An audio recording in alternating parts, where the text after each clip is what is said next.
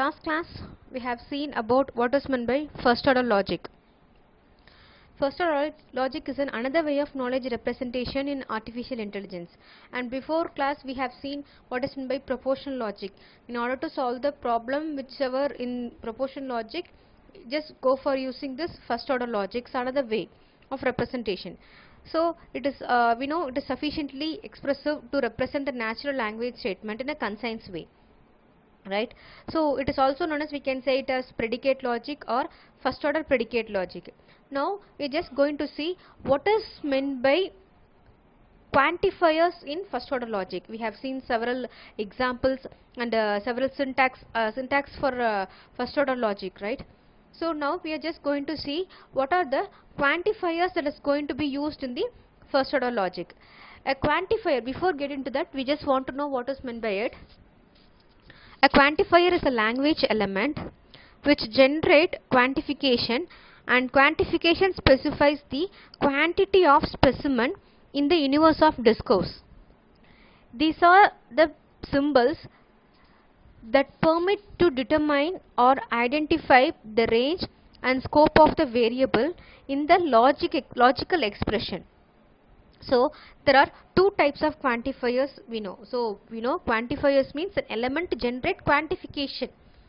So identify range and scope of the variable in logical expression. So we know a machine going to be act like a human, so that need to be represented in a formal language, right?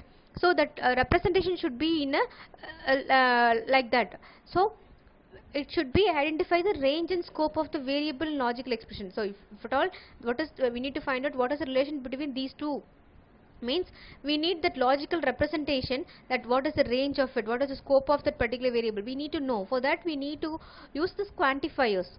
So there are two types of quantifiers, which is universal quantifier and existential quantifier.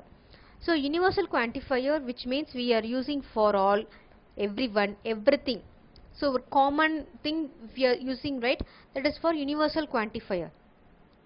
Whereas existential quantifier, we can say it as for same, at least one, okay, for some or at least one. For these thing we are using for existential quantifier.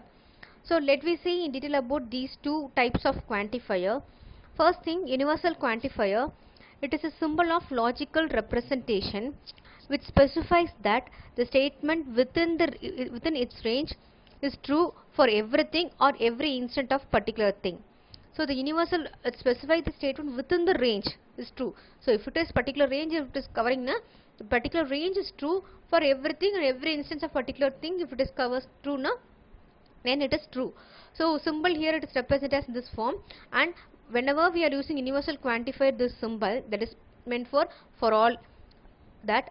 So it uses the symbol like which implies the symbol, it uses the symbol like this. So if the universal quantifier is represented by symbol like this, which means which resembles the inverted of A, which resembles inverted of A, we use the implies symbol. So if x is a variable, then for all x is read as for all x, for each x, for every x. So say for an example, all man drink coffee. So we are taking, let x be refers to a cat. So all x can be represented in what? X1 drink coffee, x2 drinks, x3 drinks milk. So for all man drink coffee, if we refers man as x, so we can represent as for x1 drinks coffee, x2 drinks coffee, x2 drink, xn drink milk, whatever it might be. So we can represent for all man of x leads to drink x comma coffee. So this is what that example is. So here they clearly mentioned about here. Next comes to, it is read as there are all x, where x is a man who drinks coffee. Next comes to existential quantifier. Existential quantifier are the type of quantifier which express that the statement within its scope is true for at least one instance of something. This is an important thing you might want to know. For at least one instance of something, it is denoted by a logical operator. It's denoted by a logical operator which symbols inverted E. So where universal quantifier represent inverted of A, it is inverted of E. When it is used to with predicate variable, then it is called as extensional quantifier. If X is a variable, then extensional quantifier will be, that's inverted symbol E of X, and it will be read as there exists X for some X, for at least one X, like that. So some, say for an example here, some boys are intelligent. So X1 is intelligent, is X2 is intelligent, whereas X3 is intelligent till Xn is intelligent. So we can say it as for at least one boys of X intersection, that is conjunction, intelligent of X. It will read as there are some X where X is a boy who is intelligent. So things to remember for this quantifier is, the main connective of universal quantifier is, it is for all X, this implication is the implies, that symbol. The main connective for extensional quantifier, that inverted E, is the conjunction symbol. So let me see the properties of quantifier. In universal quantifier, for all X for all Y is similar to for all Y for all X. In extensional quantifier, at least one of X, at least one of Y is similar to at least Y, at least X. The same way, at least X for all Y is not similar to for all Y at least X. So you should know the difference. So let me see some example. All birds fly. In this question, the predicate is fly, within bracket we have to mention bird.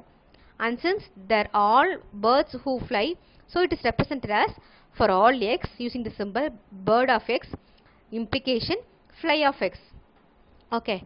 So every man respects his parent. In this question, we can say the predicate as respect X comma Y, where X is equal to man, Y equal to parent. Since there is every man, so we will use a symbol inverted A, that is for all, and it will represent it as follows: for all X man of X implies respect X comma parent. So here we need, you should know how to convert the into the normal sentence to a FOL form. Some boys play cricket. In this question, we can say it as a predicate as play of X comma Y. So where X is equal to boys, Y equal to game. So we can write it as some, that is inverted symbol. At least X boys of X implies play X comma cricket. So here in the same example, all men drink coffee. Let X be variable. X1 drink coffee, also X2 drink coffee, also till Xn drink coffee. We can write as for all man of X implies drink X comma coffee. That is called as a atomic sentence. Also, not all the students like both mathematics and science. If there is a condition like this, so like X comma Y, where X is students, Y equal to subject, we can say it as for all not. So here negation is there, not. So we need to use negation. Not all students implies like mathematics, conjunction like X comma science. Only one student failed in mathematics. In this question, we can say it as the predications failed X comma Y, where X is equal to student, Y is equal to subject. Since there is only one student who failed in mathematics, so we will use the representation like this: sum of X student of X failed X comma Y mathematics, conjunction for all Y not X equal to Y, conjunction student of Y, that implies not failed X comma mathematics, which means only one student failed in mathematics, so we should represent among all only one students are failed.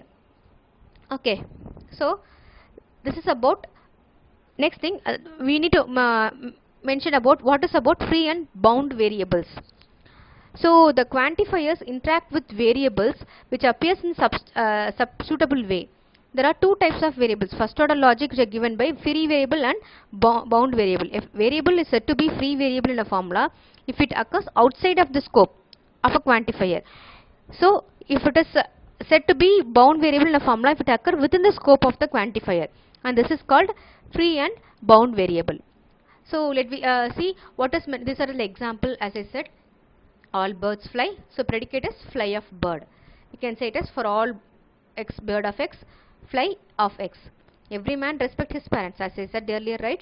So these are all the some examples for how to convert a normal sentence into predicate form, that is first order logic form. Okay, thank you.